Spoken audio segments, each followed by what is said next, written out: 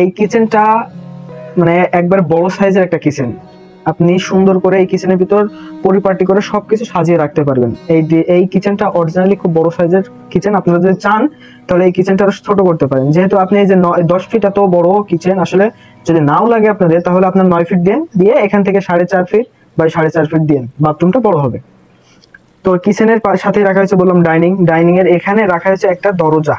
এই যে এটা কিন্তু সিঁড়ি, আপনারা এই সাইডে উঠবেন এবং এই সাইডে একবার ছাদে চলে যাবেন, অর্থাৎ আপ আপ এদিক দিয়ে ঘুরে এদিক দিয়ে যাবেন। এবং এই যে এখানে রাখা হয়েছে কিন্তু একটা ছোট্ট করে দরজা, আপনারা চাইলেও সুবিধা অসুবিধার্থে এই দরজাটি ইউজ করতে পারেন।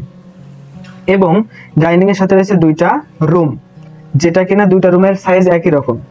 প্রথম রুমটা রাখা হয়েছে প্রস্থে 12 ফিট এবং দৈর্ঘ্যে রাখা হয়েছে 13 ফিট। তো এই যে রুমটা, এই রুমটা কিন্তু একটা মানানসই বড় একটা রুম।